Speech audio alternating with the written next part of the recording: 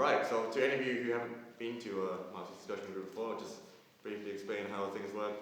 Hamid's going to speak for about 40 minutes, and then we'll have a discussion where you'll bring up your questions and talk to each other for about 20 minutes, and then I'll bring them back at the end. So now, crisis in the Middle East. Thank you.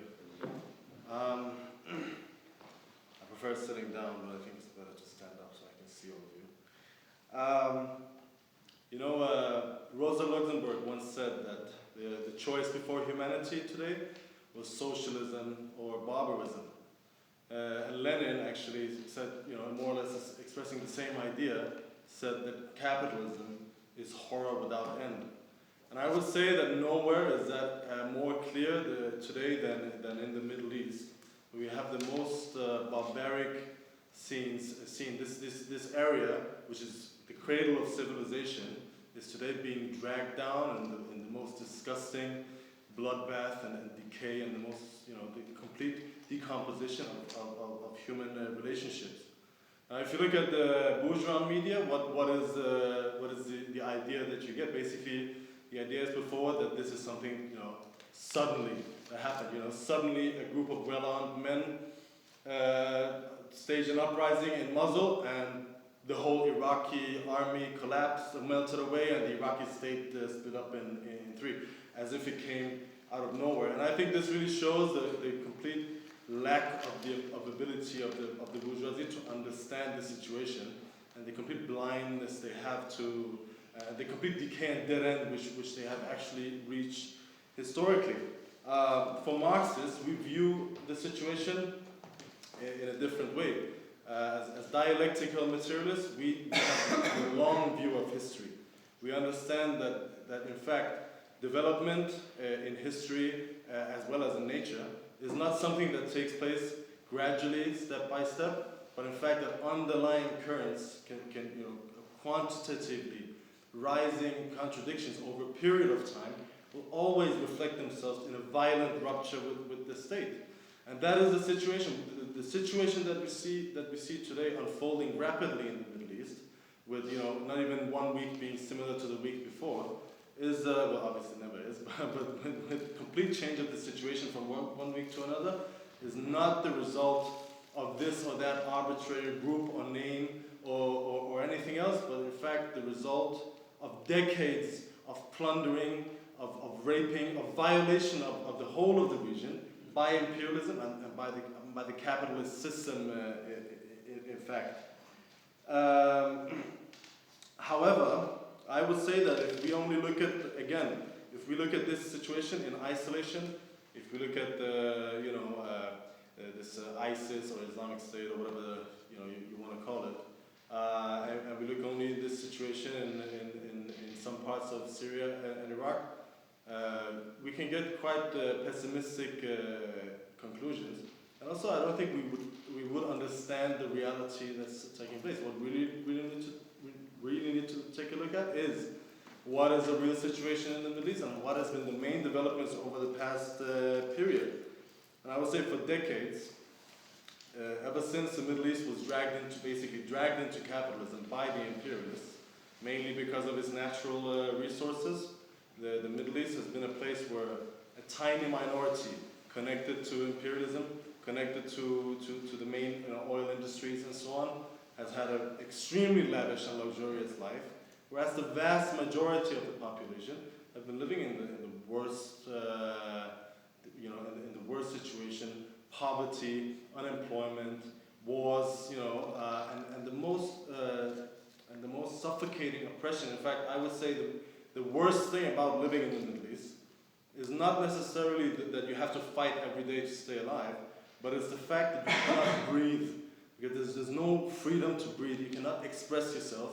You cannot do what you want to do. There's no future to look forward to, and there's nothing progressive to build. And that is the main driving force, I would say, behind the developments that we see today in the region. And the first reaction to that was not ISIS, was not the situation that's taking place now, but what, in my opinion, was the Arab Spring, which started in Tunisia, because there was this, beginning with this Bouazizi, who burned himself Although he wasn't the first person to burn himself in Tunisia. Before that, there were dozens of people who've done the same thing throughout the region. But that was the last straw, we can say. And there was an explosion, social explosion, beginning with the youth, rebelling against these ills, which are essentially the ills of capitalism. Maybe the people there were not ready, were not conscious about this, and obviously there were no communist agitators or socialist agitators, really clever people to brainwash them. This is as people always claim, that revolutions, the bourgeois always claim that revolutions are the creations of communist agitators. There was none of that. But instinctively, these young people rebelled against the oppression and the decay that capitalism really means. And this basically swept through the whole region. In fact, often we hear about, especially in these fine places that they call universities, very clever people always tell us about the strength of the state and the strength of the military machinery and the media propaganda and so on. But the fact was that without any plan, any arms, any organization, any leadership, the masses of Tunisia, within a matter of a few weeks, overthrew the Ben Ali dictatorship, which had been there for 30 years.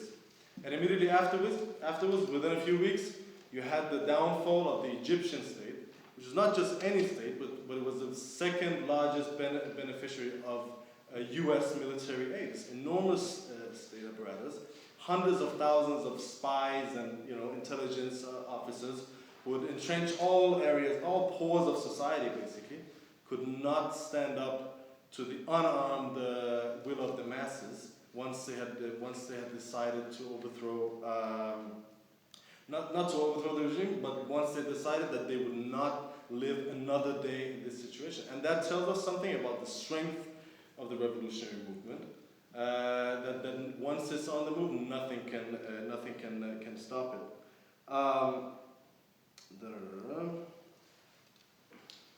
Yes. Now, at the same time, within these revolutions, I would say there was more than just there's more to it than just a movement in Tahrir Square. In fact, what we saw, which is something that again, there's a myth portraying that the Middle East is just everything in the Middle East is about religion, is about Islam, is about basically. I mean, the way that it's painted is that the Middle Eastern people are basically just people who want to live in a medieval society with no rights. They're against modern society, whatever that means. And religion is the overarching, the all-encompassing factor above all this. And this is something that they began especially to put forward after the collapse of the Berlin Wall, the collapse of the Soviet Union, where this guy Samuel Huntington put forward his idea of the clash of civilizations, that this was a new driving force of history, basically in a slightly disguised way, putting forward a racist idea that from now on history would move forward between the clash of civilizations between mainly Western society and Eastern society, and in there Islamic societies being one of the main things. However, I would say that the Arab Revolution disproved this completely, because what we saw during the Arab Revolution was, on the one hand, you had the Arab dictators who were Muslims, at least in words, of all kinds, and hand in hand with American imperialism, with Western imperialism, with European imperialism, all the so-called democratic leaders of Europe and the US, with Barack Obama also one of them, because he was completely mum throughout the whole thing, basically supporting these dictators and being completely hypocritical about the so-called democracy that they always call for. And also in Israel, we saw that Netanyahu was completely behind, was very afraid of the fall of any of these dictatorships, which for him was a sign of stability, some people that he could deal with. That was on the one hand. You had the ruling classes, basically, of all the world. And on the other hand, you had, within the Arab world, you had the masses of the Arab world, whether they were Muslim or Christian or anything else. In fact, I mean, you could see that in Tahrir Square, you all saw the scenes where Muslims were praying, and then the Christians were making a chain around them to defend them against thugs and lumpen elements. And at this, not only this, but you had at the same time millions of people in the West. I remember, I mean, I'm not an Arab, I'm an Iranian, so you know it's a bit different than the rest of the Middle East. But I was watching Al Jazeera day and night, and so were all my friends, people who had not been political ever before, was following the situation minute by minute, and basically cheering on the revolution, on the revolutionary movement of the Arab mass. And that shows, you know, that in the final analysis, and when one's society enters a crisis, the most important thing is the question of class, the question of which interests in the economy do you represent? Do you represent the rich, the elite, the oppressors, or do you represent the workers and the youth, the dispossessed and the oppressed? At the same time, we also saw the immense movement of the working class. In fact, in Tunisia, it was the movement of the. In Tunisia, it was a movement of the workers of the developing general strike in different regions that overthrew the Ben Ali dictatorship, which happened in the last days of the revolution. And in Egypt as well, actually the revolution had stalled at one point. And it was only once the working class started coming in with developing general strike that the army generals basically and the ruling class said we cannot afford this and we need to take down Mubarak in order not to change the regime, but in order to prevent the collapse of the whole of Egyptian capitalism in effect. So that shows also the strength of the working class once it begins to move, that it can pull all of society to a halt. But I would say the most important development during the revolution was the question of power, which was posed in more ways than one.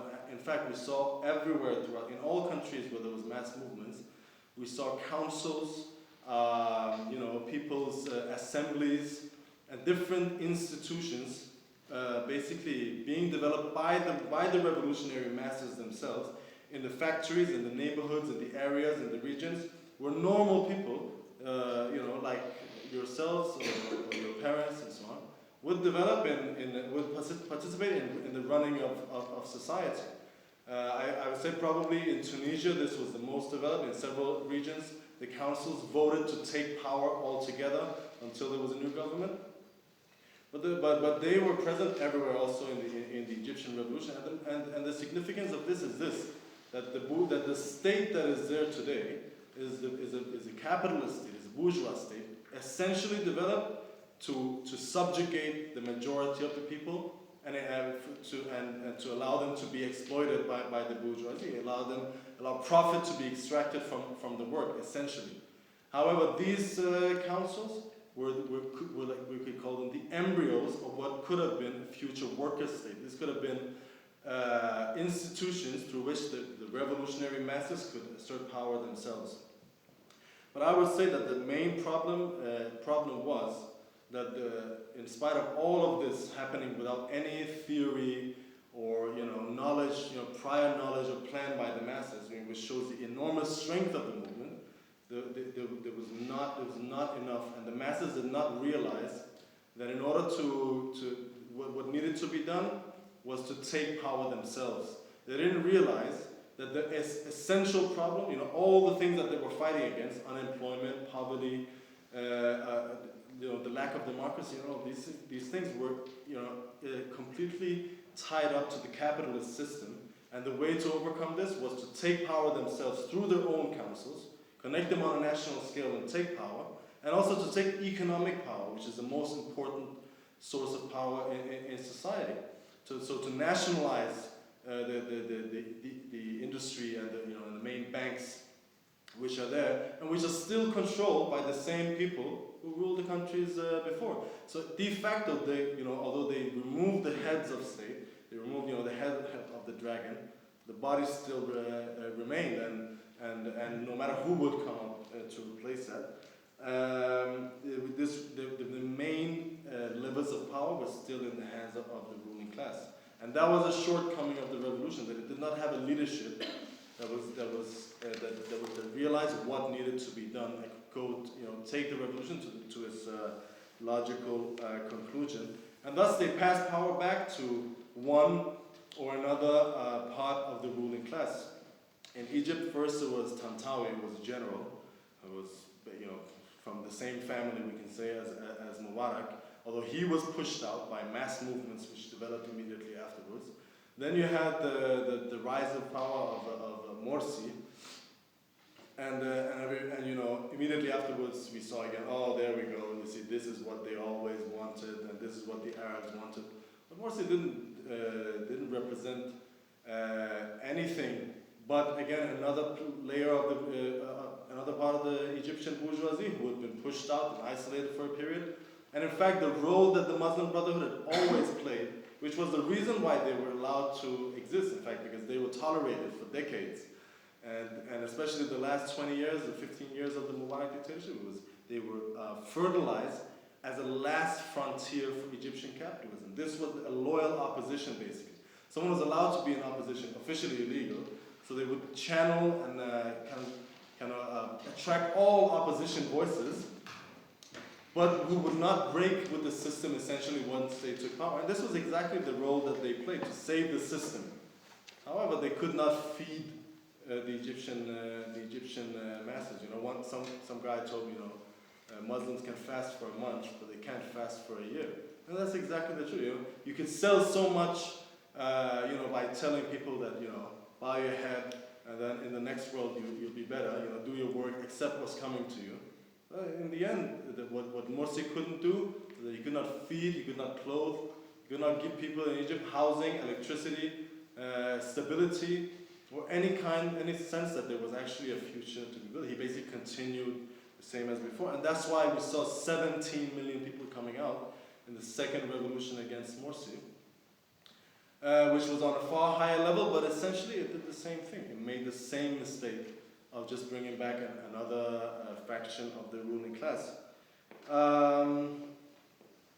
And that's why, we can discuss about the Arab Revolution a lot more, but obviously that's not the main focus of this thing. But it's just to say that obviously after several years of constant mobilizations and struggles, you saw an ebb in the movement, basically.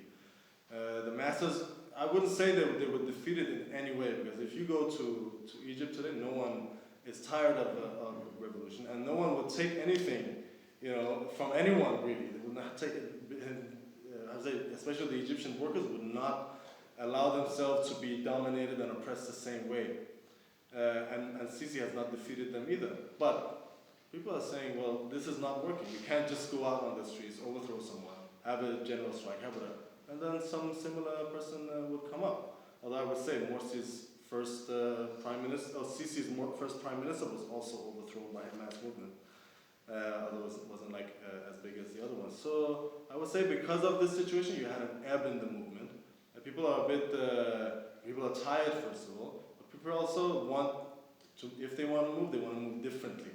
They want to have something else. They want to shift things in a deeper way. And that's something I think a lot of the Arabs are actually saying right now. In Syria, the Syrian revolution developed a bit differently, because in Syria the situation was different from Egypt, for instance, which has had a long period with privatizations, liberalizations, and basically the state and the ruling class had no legitimacy left. But in Syria the situation was different, because in Syria in the 60s, in the late 60s, through different because of peculiar situations, there was a revolution which was led by basically the armed, an officer caste, and through a peculiar situation, they ended up nationalizing the whole economy, basically expropriating the bourgeoisie, the capitalists, and implementing something modeled on the Soviet Union, a deformed worker state, we could say, where there's no democracy, complete lack of all of it. But because of the planned economy, they were able to raise living standards relatively compared to the rest of the region, and give people more stability in their lives. The cultural level was higher, there was no real unemployment. And although Bashar al-Assad had tried to take back these gains, since the 90s, has been opening up, and there's been talk about the Chinese model, which is basically going towards capitalism. This has not been implemented in full force, and especially in the cities, there was still a level of stability amongst the working class. And I would say when the revolution started, it started in the east, which was the places mostly hit by privatizations. Where there was a drought and there was 1 million people being displaced. And obviously a lot of people were angry, but Bashar was intelligent enough to keep the city people and the workers, more or less happy, although they weren't happy with the lack of democracy, obviously. But once the revolution started, you saw it immediately picking up it didn't pick up in the beginning, but once it picked up, it was mainly in the east. But it struggled to gain a foothold within the cities and the working class. In fact, there was no real strikes in Egypt taking place. The strikes that were reported were strikes of merchants, so basically, middle class strikes, but no real workers' strikes as such during the revolution.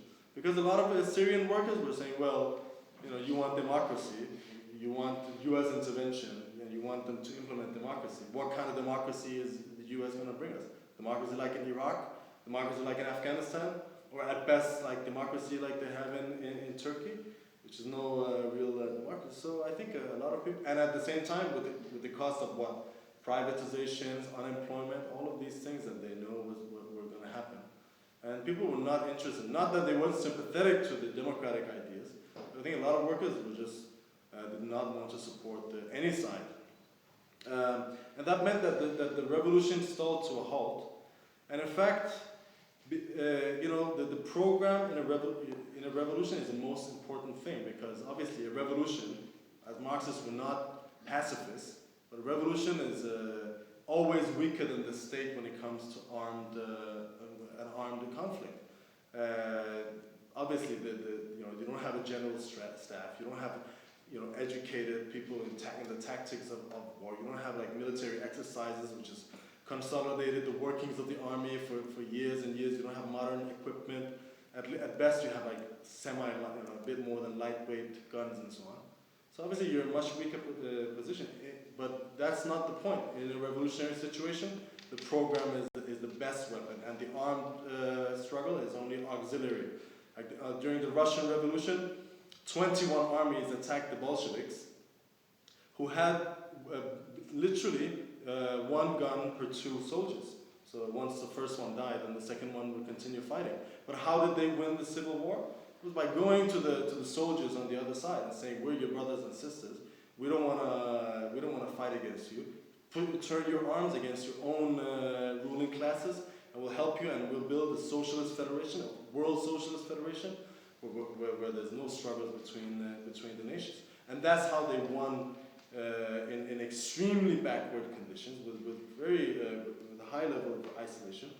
And that's how they won the civil war, basically. But the Syrian revolution did not do that. And by not doing this, it's ground to a halt. And then as tiring started setting in, obviously with the military part of the revolution gaining the upper hand, then it was also easier for reactionary forces like the Saudis, the Qataris, the Turks, the Jordanis, and the Americans to get a foothold in, because people are fighting, they're dying. So it's quite easy to say, well, we got some guns, you need arms, you can have it. They're in a desperate situation. You have to do this and this and this.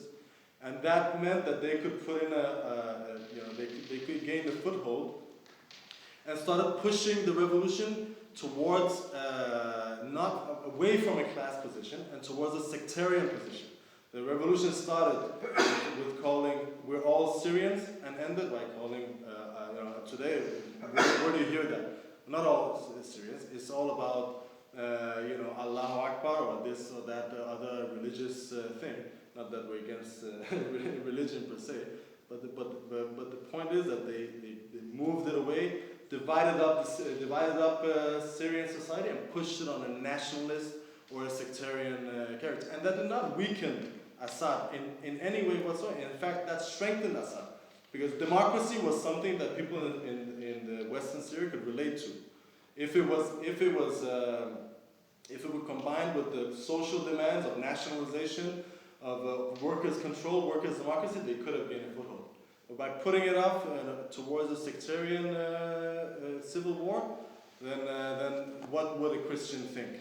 You know, in that situation, no Christian or Alawite would see themselves as safe. And in fact, I would say the proof of this was shown in May or June, was it, when there was elections, so-called elections in Syria. Obviously, it's sham elections. There's no real opposition allowed to stand. But there was mass participation. In Lebanon, there was 100,000 people going to the Syrian embassy to vote. This doesn't show that people are in favor of Assad. It shows that they would not have the barbarism and the situation that they see.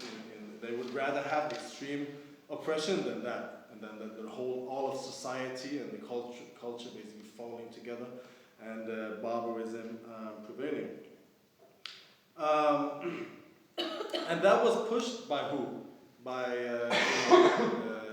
the U.S. imperialism and their allies in the Gulf states, in Turkey and in Jordan. The most reactionary forces on this planet were behind that thing. And you know, it's funny because they talk today. It's like, oh, they talk about the barbarism of ISIS and you know, decapitation. As long as they were decapitating Syrians, they were freedom fighters. You know, in the media, they were portrayed as revolutionary freedom fighters, fighting against oppression, fighting against all of this. But today, suddenly, because now they've become out of control, they become a threat to themselves. And billions of dollars were funded into the sectarianism. And you know, some people say, well, the U.S. didn't support ISIS directly, although I have my doubts about that. But it doesn't matter, because by whipping up this sectarianism, by putting it in that is the logical conclusion of it. All other groups were, first of all, supported and funded by the Americans and the CIA, as well as probably ISIS, and all their allies. You know, they were trained in Jordan and Turkey, some of them in Qatar, and all of them got funds, logistical help, all kinds of support from these. Why? In order to cut through the Arab Revolution, and in order to basically because of their own games in the region against, you know, because they had their own internal competition with Iran and with Syria and so on. And again, although the hypocrisy didn't end there, because then they weren't really prepared to do anything. You know, then they started bombing. They weren't really prepared to do anything once ISIS attacked Kobane. You know, you had this situation a few weeks ago developing with these desperate people. Actually, the Kurds being the only people who had fought against ISIS successfully. Why? Because they were defending something that they believed in. They were defending a democratic system which was non-sectarian, anyone could participate, and it was far more progressive than anything else in the region. And that's why they would fight till the end. You know, that's why the Maliki's army in Iraq didn't want to fight, because they didn't have anything to defend. But these people were defending their own homes. And what did the imperialists do? The Turks cut the border, not allowing the PKK to send in troops to help, not allowing anyone to send arms or money or anything else. Although they kept the channel open to send supplies to ISIS from Turkey. They allowed ISIS to recruit from Turkey. The Americans, you know, obviously they were against ISIS officially, but they weren't really hitting anything. I read some reports saying, well, you know, they're bombing, but they're not hitting the tanks and the heavy artillery that they have there. So they basically bled them out, and now they're letting the Peshmerga in, which is supposedly, a progressive Iraqi force. But the Peshmerga is a far right-wing, feudal wing of the Kurdish movement. And the Peshmerga have been trying to crush the Syrian part of Kurdistan for ever since they gained autonomy a few years ago. They haven't been allowed to, because people were against them, first of all. And the PKK has said, well, you know, you can participate in our democratic structures, but you're not allowed to carry arms. Well, now that's finished, because now they need their help. And it's basically, I would say, it's the beginning of an invasion of Syrian Kurdistan by the Iraqi Kurds. So that's the whole, again, the whole hypocrisy of U.S. imperialism has been, and the so-called coalition has been completely exposed. that in fact the imperialists and the Islamists have no different, they're two sides of the same coin. In fact, the Islamic fundamentalists could not have survived a single day with billions of dollars being channeled into them by the imperialists and their allies in the region. Yes, and I think everybody is beginning to see this. I think a lot of normal people, I just don't know what to do anymore. I cannot believe anything. Then there's the question of Iraq. Barack Obama was very sentimental when he declared, "Oh, we must fight barbarism in Iraq" and so on. I would say that how many people have ISIS killed? Let's say they've killed 10,000 people. Let's say they've killed 50,000 people. How many hundreds of thousands of people were not killed by the U.S. occupation of Iraq? That's barbarism. I mean, that was directly. And then what did the Americans do? They attacked the power grid, the water supply, all the basic functionings of society was completely destroyed by the Americans. Millions of people have in fact been killed because of the American occupation and now the 3 wars that they fought against the country. That's barbarism. And in fact, the whole Iraq, you can say a lot of things about Saddam Hussein, and we're not defending Saddam. Saddam was a brutal dictator, but there was no sectarianism as such in Iraq at that time. Saddam he oppressed certain parts of the country, especially the Shia parts, and he also oppressed the Kurds. And that was obviously we're completely against that. But still, there was not sectarianism as a cultural phenomenon amongst the majority, as a dominating trend within Iraq.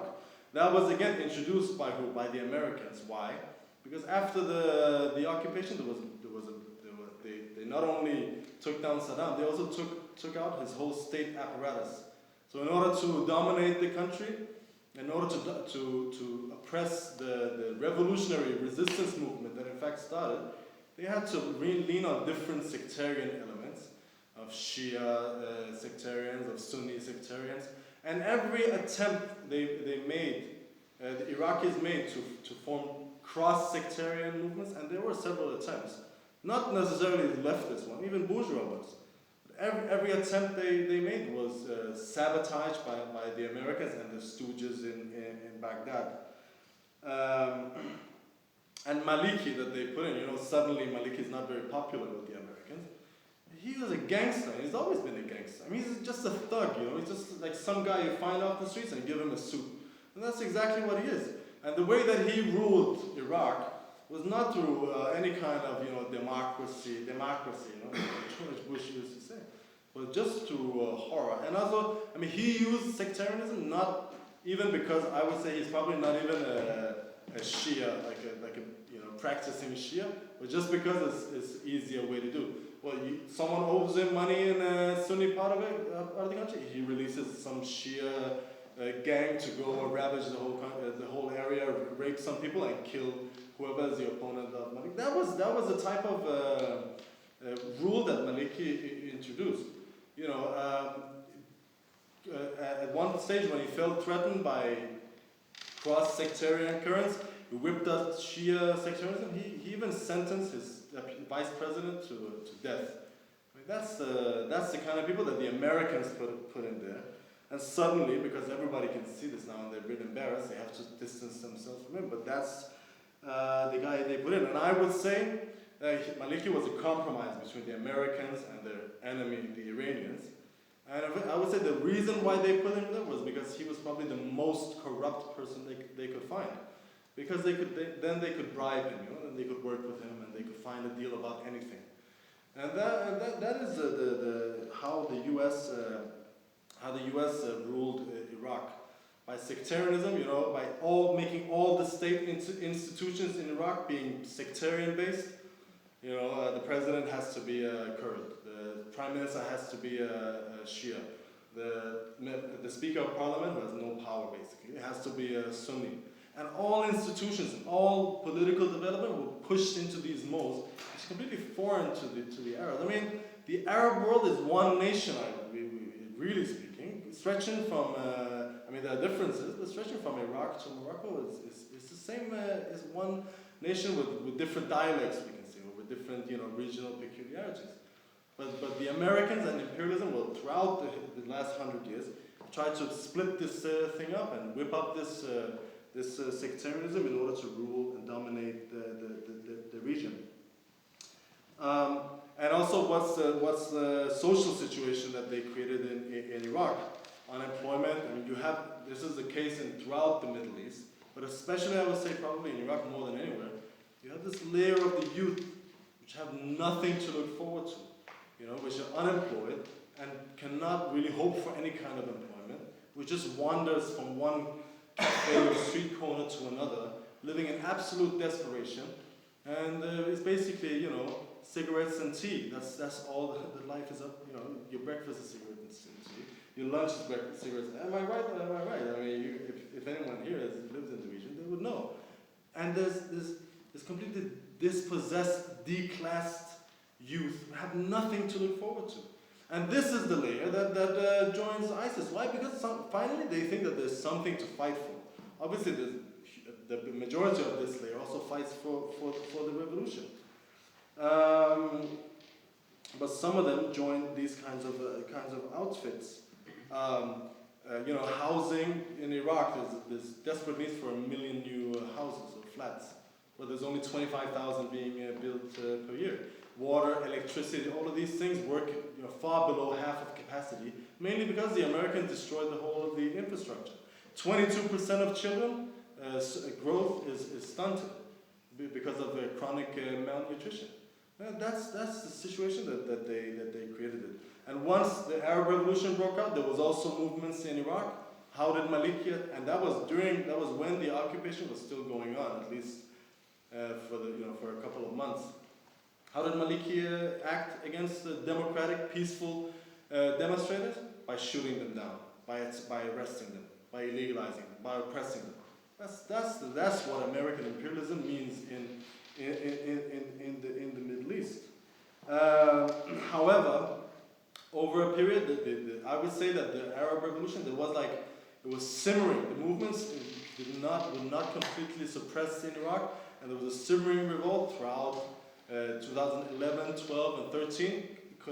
Finally, in the end of 2013, there was a huge movement, especially in the Anbar province. Although this movement originally was throughout Iraq, but mainly in the Sunni areas. And you had, in Fallujah, I think it was 100,000 people camping for 2 months in the city squares, basically occupying the city center. And what kind of a movement was this? I remember there was a lot of talk about the Saudis and Qatar, the Gulf states, basically giving money to a lot of tribal leaders to bring food to the movement, to kind of bribe them, basically. And there was a lot of discussion about this, but there was one guy I read an interview with, and he was saying some interesting things. He said, look, everyone wants to get a foot inside, but we have nothing to do with any of them. All the politicians, all the rulers, the whole establishment, they're all corrupt. And we're not sectarian based. What we want is jobs and fight against inflation and an end of corruption. That was the real movement. How did Maliki react to this? He bombed Fallujah for 2 months. I mean, this is what else can you get? He said, Al Qaeda is operating. Probably Al Qaeda had a few hundred people there, but they didn't have any foothold within the hundreds of thousands of people fighting. But I would say after that, probably a lot of people just say, well, what's the difference? What's the difference between being bombed indiscriminately, a city of 500,000 people being bombed indiscriminately for weeks, and then having Al Qaeda ruling, whatever that could bring. There's no difference. It was hell. It was hell on earth. And I would say that was when the situation changed, and the anger towards the Iraqi army, especially, which is a mainly Shia-dominated army, and seen as an occupying force, the anger burst to the fore. And they were pushed out a lot of places. They could not hold the whole of the Anbar province, basically. They fizzled out, and they had to withdraw. And that's also the basis of the whole situation in Mosul, where you had an uprising, clearly led by, probably the strongest force, although not the majority, I would say, of this uprising was formed by ISIS people and other Islamist organizations, other tribal-based, other like nationalist, expats, Ba'athist movements and so on, who stepped into this vacuum of the state basically withdrawing. Yeah, they had a few hundred people rising up, but I think also the reasons for why the army in Mosul, the 30,000 strong, is a lot more than 800 people. The reason why they withdrew was because they were afraid of what the people would say, because people would just had enough of this. And basically there was an element of an uprising in that thing.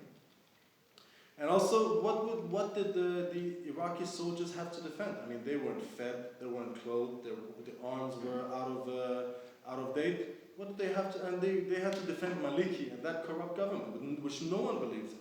Obviously, they had nothing to fight for, and they disappeared. And that is the situation. That is the beginning of the situation you had in Iraq, where there's, I would say, like basically a Wild West developing, an area which no one really controls.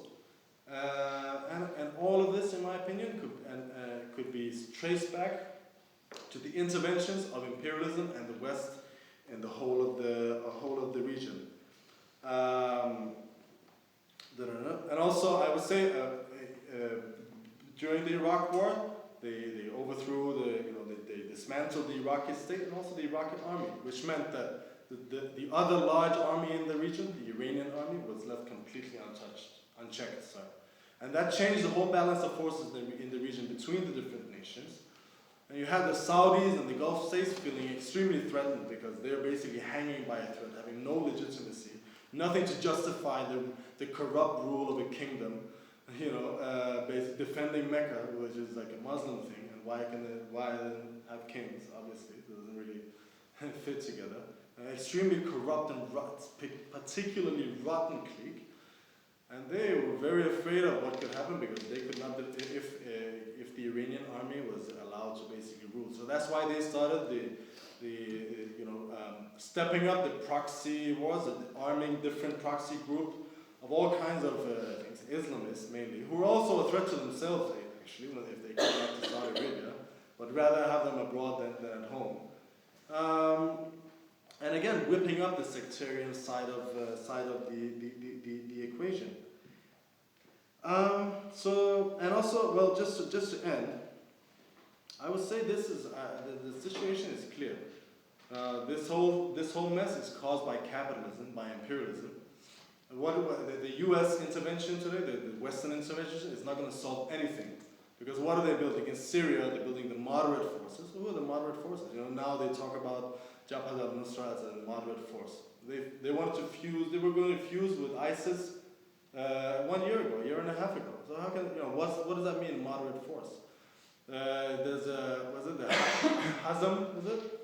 Harakat, was it? Harakat al-Zaman al-Muhammad, right? Which means the movement of the Muhammad, the time of Muhammad.